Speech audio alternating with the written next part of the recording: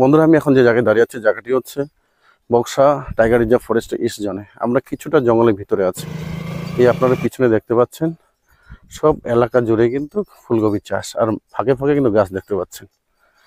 দেখুন, এই জায়গাতে আমি গেল বছর আমার ইউটিউব চ্যানেলের জন্য ভিডিও করেছিলাম।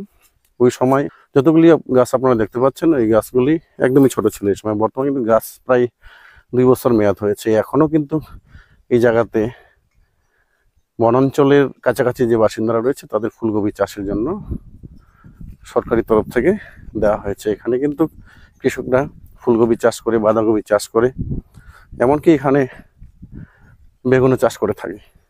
উদ্দেশ্যটা হচ্ছে কি, এই গাছও বাড়বে, সঙ্গে কয়েক বছর চাষ হবে, গাছ বাড়বে, তারপরে কিন্তু চাষ বন্ধ হয়ে যাবে অটোমেটিক্যালি। আমি এই জায়গায় 2-1 কৃষকের ভাইয়ের সঙ্গে কথা বলবো, আপনারা বুঝতে পারবেন এই এলাকাতে কীভাবে চাষ হয় না হয় এবং কত বিঘা চাষ করতে সে সম্পর্কে আপনারা নিশ্চয়ই বুঝতে পারবেন।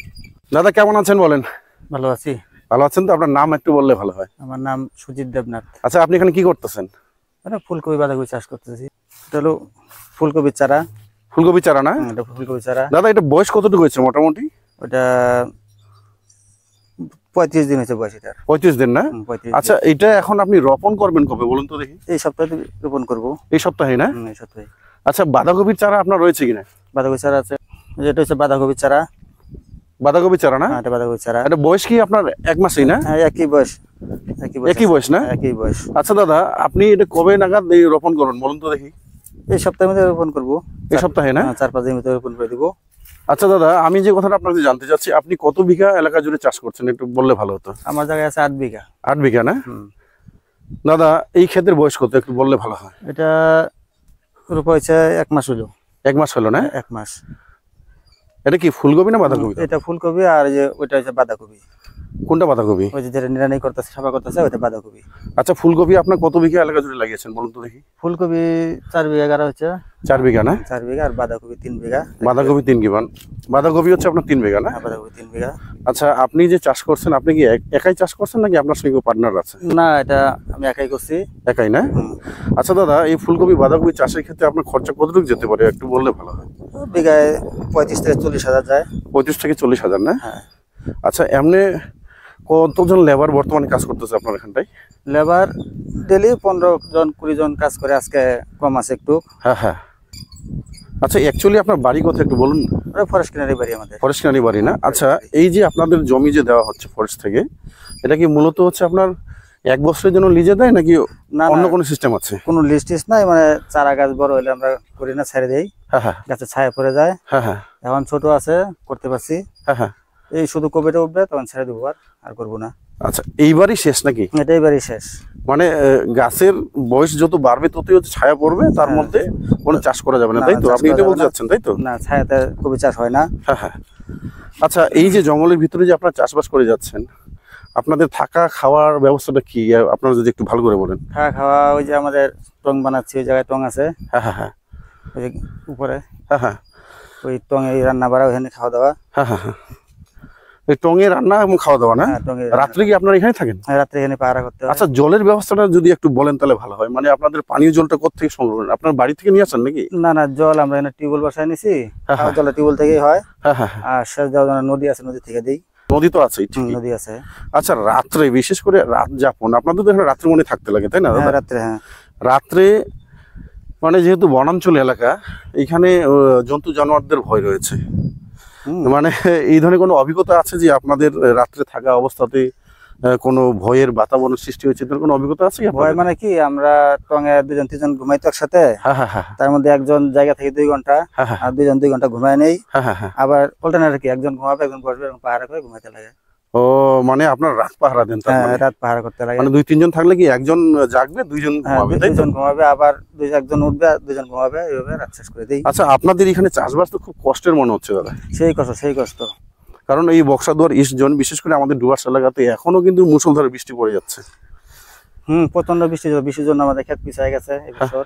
হ্যাঁ হ্যাঁ হ্যাঁ। ক্ষেত তো আপনাদের পিছিয়ে গেছে, আমি যতদূর বুঝতে পারছি। গেল বছর আমি যখন ইউটিউব চ্যানেলের জন্য ভিডিও করছিলাম, তখন অলরেডি কিন্তু প্রায় আপনার 2 মাস হয়ে গেছিল রোপণ করে। এই বছর বৃষ্টির জন্য পারি না, প্রথম প্রচন্ড বৃষ্টি গেছে। আচ্ছা, এইবার তো মানে খরচা বেশি হচ্ছে দাদা? এবার অনেক খরচা হচ্ছে বেশি। খেতে জল ঢুকছিল না, মাটি চাপ খাই বসে গেছে। হ্যাঁ হ্যাঁ হ্যাঁ। আর মাটি শুকাইতে পারছি না। হ্যাঁ হ্যাঁ হ্যাঁ। খরচা প্রচন্ড বাড়ছে এই সাল। দাদা এদিকে তো অস্থায়ী নার্সারি দেখতে পাচ্ছি, ওটা যে এটা কিসের চারা? এটা ওটা লঙ্কা চারা। লঙ্কার চারা না? এটা লঙ্কা আর চারা। এইটা কিসের চারা দাদা? এটা বেগুন চারা। বেগুন চারা না?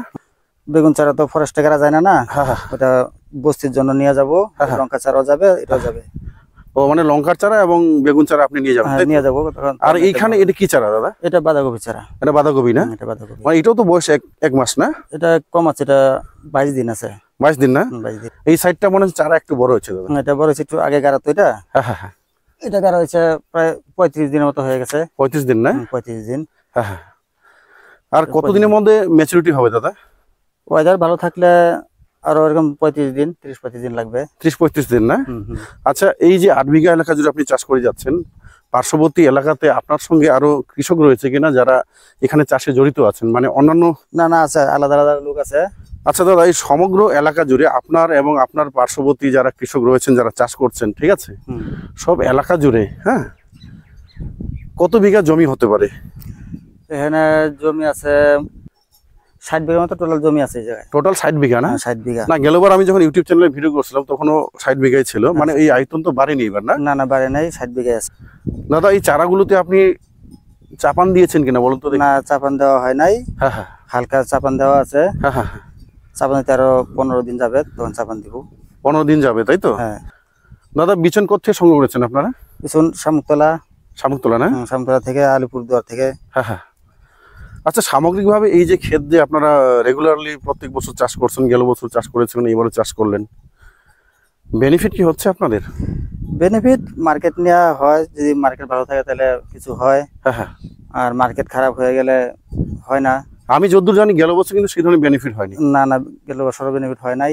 হ্যাঁ হ্যাঁ ওয়েদারের জন্য মাইর হয়ে গেছে। হ্যাঁ হ্যাঁ এই আর্লি চাষটা হলো ওয়েদারের উপরে নির্ভর তো। হ্যাঁ হ্যাঁ হ্যাঁ। ওয়েদার ভালো লাগবে তাহলে দাম কম হলেও একটু পোষায় যায়। আর ওয়েদার বিক্রি করলে ছোট গাছে কবি হয়ে যায়, ছোট ছোট থাকে, তাহলে ফায়দা কম হয় আর কি, লাভ কম হয়। লাভ কম হয় না? হ্যাঁ, লাভ কম। এমনি তো খরচা প্রচন্ড বেশি, লেবার হাজিরা বেশি, সারের দাম অনেক বেশি, বীজের দাম বেশি, এখন খরচা প্রচন্ড খরচা বেড়ে গেছে। আচ্ছা দাদা, আমি যে কথাটা আপনাকে বলতে চাই, আপনি যে কথা একটু আগে বলছিলেন যে আমরা রাত পাহারা দিই, এত কষ্টের মধ্যে আপনারা চাষ করেন কেন বলুন তো দেখি? আপনাদের কি পার্সোনালি কোনো জমি নেই নাকি দাদা? পার্সোনাল জমি আছে, ওইগুলোতে মানে অল্প জমি আছে, চাষ করার মতো নাই। ওই লিজ নিয়ে করতে লাগে। আর বিশেষ করে বর্ষাকালটা জঙ্গলে করি, কেন জঙ্গলে মানে বৃষ্টি হলেও আবারটা করা যায়, বস্তিতে হয় না। বস্তিতে হয় না, তার জন্য জঙ্গলে করি। আমি একটা জিনিস লক্ষ্য করেছি, এটা অনেকটা জুম চাষের মতো দাদা, বুঝলেন? যারা জুম চাষে সম্পৃক্ত রয়েছেন তাদের কিন্তু সারা বছরই এই জুম চাষের উপর নির্ভর করেই মানে চলে, মানে এই ফুলকপি বাঁধাকপি বিক্রি করে সারা বছরে তাদের অন্য সংস্থানের ব্যবস্থা হয়। এই সম্পর্কে আপনার কি অভিমত একটু বললে ভালো হয়। সারা বছরই চাষ একটা পর একটা করে থাকি, যখন কবি শেষ হবে তখন বেগুন গাড়বো, লঙ্কা, আলু গাড়বো। আচ্ছা, লঙ্কা আলু তো আপনি এখানে গাড়বেন না? না না, এগুলো সব বস্তিতে। লঙ্কা আলু তো হচ্ছে আপনার জঙ্গলে নিষেধ। জঙ্গলে হয় না, জলের সমস্যা হয়ে যায়। হ্যাঁ হ্যাঁ, ওটা বস্তিতে গাড়ি আমরা তখন। বস্তিতে গাড়বেন, তাই তো? হ্যাঁ, বস্তিতে। আচ্ছা দাদা, এই আপনার যে 8 বিঘা এলাকা জুড়ে বা আপনার কাছাকাছি যে এলাকাগুলি রয়েছে, বন দপ্তর থেকে কি কি গাছ রোপণ করা হয়েছে এখানটায়? এখানে বিভিন্ন ধরনের গাছ আছে। হ্যাঁ হ্যাঁ, অর্জুন, হ্যাঁ হ্যাঁ, শিমুল, হ্যাঁ হ্যাঁ, করঞ্জ, হ্যাঁ হ্যাঁ, তারপরে পিঠালি, হ্যাঁ হ্যাঁ, অনেক বিভিন্ন ধরনের গাছ আছে এখানে। এই যে এটা আমলকি। আমলকিও আছে, তাই না? আমলকি। মানে এই গাছগুলোর বয়স হচ্ছে আপনার 2 বছর না? 2 বছর।